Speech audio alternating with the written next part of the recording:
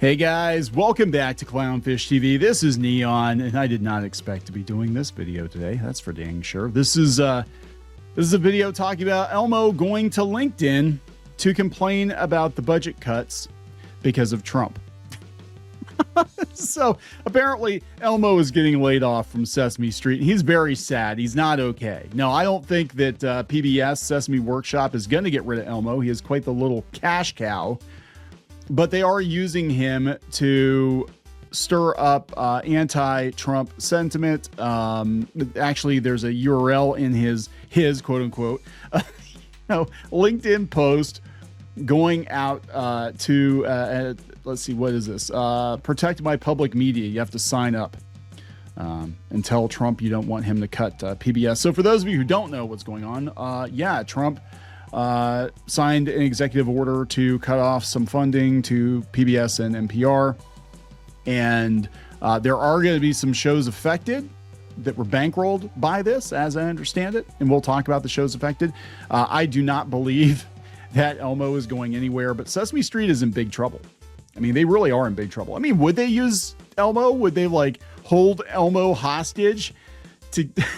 is that a bad thing? Where the hell is Larry David? Where is Larry David when you need him? Would they actually hold Elmo hostage to get the funds released? I don't think so. This kind of reminds me of the Dora the Explorer thing when there was a carriage issue with Paramount, and I'm trying to think, was it Comcast or one of the big cable networks? And yeah, they basically won more money, so they put Dora the Explorer crying on the back page of the newspaper. Be like, tell your parents Dora's gonna get it. That's kind of what this is. But I thought it was funny that they used LinkedIn. So let's talk about this, and then we'll talk about all the shows that are going to be affected by the cuts, massive cuts, huge cuts. Actually, I don't know if it's that big of a cut. I think what was being cut, if I remember correctly, accounts for a relatively small portion of all the revenue that goes into PBS and NPR. Most of their money comes from begging viewers like you. That's where most of the money comes from. And then, different funding from different companies or whatever. I don't know. Let's talk about, before we get into it any further, please subscribe for more pop culture news, views, and rants, guys. Oh, hey, yeah, we're going to launch this here pretty soon, either tomorrow or Monday, I think. Orcs are a-holes on BackerKit. So if you go to, I set up a URL for it. If you go to badorcs.com, that's badorcs.com, you can sign up to be notified when we go live. And when we do go live, it'll just take you right to the page. So if you're tired of kinder, gentler, Elmo-esque orcs, you can, in fact, this guy was inspired. This guy down here, this little anarchy orc, yeah, he was inspired by the Elmo meme. But yeah, if you're tired of the kinder, gentler orcs, go out to badorcs.com. All right. So I saw this first on X, and then we're going to go out and talk about it. Amanda Littman has it. Here's Elmo's LinkedIn update. It is true. I went out to LinkedIn. It's there. And this link actually takes you to this page where you can sign up to complain about the cuts, protect my public media, take a stand for the local stations and programs you love, email your lawmakers now and urge them to oppose efforts to claw back federal funding for public media and to support full funding moving forward. I don't think that's going to happen, at least not in the next 4 years, but whatever. All right. Elmo from Sesame Street. Hi, LinkedIn. I'm not doing the Elmo voice. Hi, LinkedIn. Unfortunately, Elmo was recently laid off because of the federal budget cuts. Elmo worked at Sesame Street for 45 years. Elmo is sad. Elmo loved his time at Sesame Street. Elmo is going to miss his friends Big Bird, Cookie Monster, Ernie, Bert, Abby, Grover, Count, and so many more. They made Elmo's day so much better. Elmo is looking for his next opportunity. Elmo is good at so many things, like hugs. Elmo loves giving hugs. Elmo can also recognize the letter E, spell his name, feel empathy, sing Elmo's song, and ask how you're doing. Elmo is open to full-time freelance roles. If you hear of any opportunities or want a hug, let's connect. If you want to help Elmo and his friends, please urge your local congressperson to save public media. Elmo's sad. Elmo's excited for what's next. And one more thing, Elmo loves you. Except for you, Trump and Larry David. Yeah, so that's funny.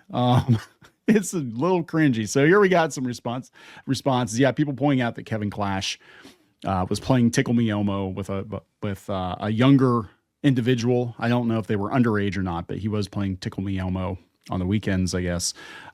He had to step down. Oh boy, it's sad, but love can't be killed. Is this a real cartoon? They've got Trump gunning down the Sesame Street gang. Oh my God. But they're smoking. Why are they smoking? You're not allowed to smoke on Sesame Street. This is some bullshit. We must fight for Sesame Street. I hate this so much. Didn't HBO buy Sesame Street? No, they paid for like first run. They were like co-financing it, and they got to run the episodes first, which is so weird because here's the thing. Sesame Street was designed to be for inner city kids mostly, or rural kids who didn't have access to the same educational opportunities other kids had back in the day, meaning it was on public television, meaning it was free. And so we just paywalled it on HBO.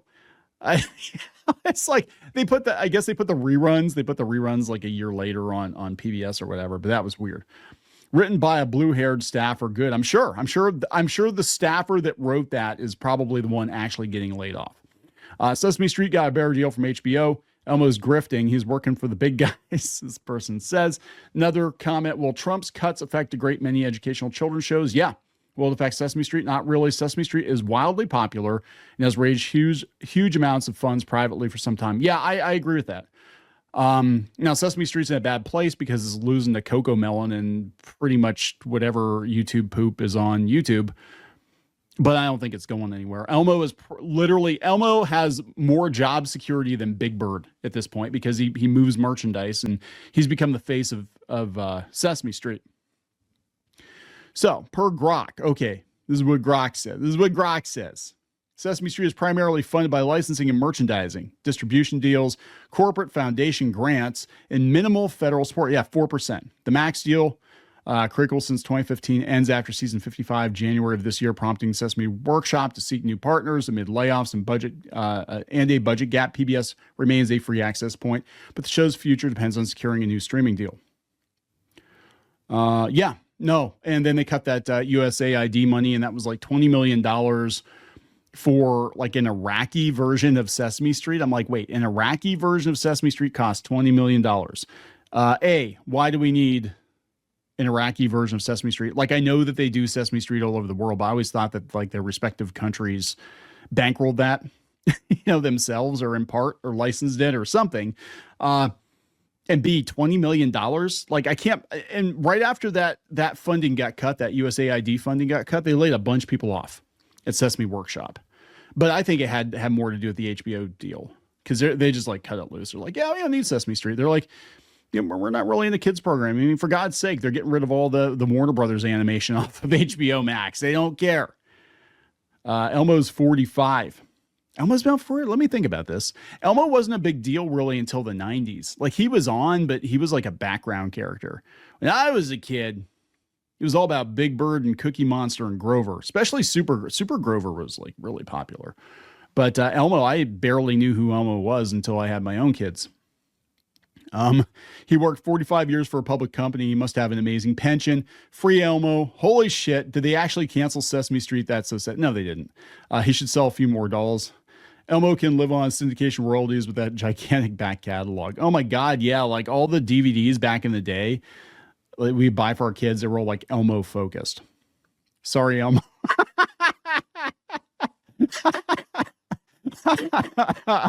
Oh my God. There's my thumbnail. There's my thumbnail right there. Sesame Street was federally funded. What? Yeah. Yeah, partially. So let's talk about this. So the Daily Beast, of course, is like, oh my God, you meanie Trump, how could you? Trump's brutal cuts have come for your favorite kids shows. The Corporation for Public Broadcasting announced Tuesday the Trump administration cut one of its key federal grant programs. The Corporation for Public Broadcasting, again, if you were a kid watching any of these shows, Sesame Street or, Electric Company, whatever, you know the deal, because they would give you the spiel like, this program is brought to you by blah, blah, blah, blah, blah, and viewers like you. And that's the part that always gets you. That's the part that always got me. Because when I was a kid, I was like, oh God, it's telethon season. They're fundraising season, which means I get about 5 minutes into my show and then they're going to start begging for money for 25 minutes. I'm like, that's just like a YouTube live stream. Speaking of which, badorks.com, funded by viewers like you. Go to badorks.com, sign up. You want these orcs or a-hole pins. And again, it does fit because this little guy down here, he was inspired directly by the Elmo burning meme. So badorks.com. Only you can make bad orcs happen, guys. You can make bad orcs happen. Oh my God. All right. So Statement Tuesday. The Corporation for Public Broadcasting, which backs NPR and PBS, announced that the Department of Education has slashed a federal grant program that has funded children's shows like Sesame Street in the past. Sesame Street is a machine at this point. The move came a few days after Trump signed an executive order demanding CPB cease federal funding for NPR and PBS over the distribution of content he believes promotes left-wing bias. The grant program, called Ready to Learn, would have administered $23 million into children's educational shows and games along with Sesame Street. Grants from Ready to Learn would have helped Reading Rainbow, Clifford. The current grant helps the award-winning Molly of Denali. See, our kids are way too old for this, so I have no idea what these newer shows are. Molly of Denali, Work It Out Wombats, and Lila in the Loop. There was a time where like our kids would just watch like Noggin and PBS all the time. That was like I remember. Was it Maggie and the Ferocious Beast? And I remember, what was the other one? Wishbone. They used to watch that. On Friday night, the U.S. Department of Education notified the Corporation for Public Broadcasting that its Ready to Learn grant is terminated effective immediately. The corporation wrote in a press statement posted to his website on Sunday. CPB informed PBS and 44 public media stations in 28 states in the District of Columbia that were ready to receive Ready to Learn grants. They should stop working immediately, pausing the program in rural and urban communities throughout the country. Again, this was the target audience originally of Sesame Street. It was mostly for urban kids, which is why it took place in New York. And honestly, if you watch early Sesame Street, it was very reflective, I think, of underserved urban areas at the time. I think it actually was a pretty good representation. You look at it now and it's all gentrified. It all looks like, Brooklyn or something. It's like, what happened? Sesame Street used to be kind of a ghetto, and now it's like hipster central. That's what all that PBS money does to you. I'm surprised they put a Starbucks in Sesame Street. Turn Hoopers into a Starbucks. There you go. Nearly every parent has raised their kids on public broadcasting's children's content. Yeah, we did. For past 30 years, Ready to Learn funded PBS Kids content has produced measurable real-world impacts on children's learning. Yeah, now they're kind of using Elmo as a mouthpiece for political stuff. They're using Sesame Street. Sesame Street's gotten more political. Look, they've always pushed certain things back in the day.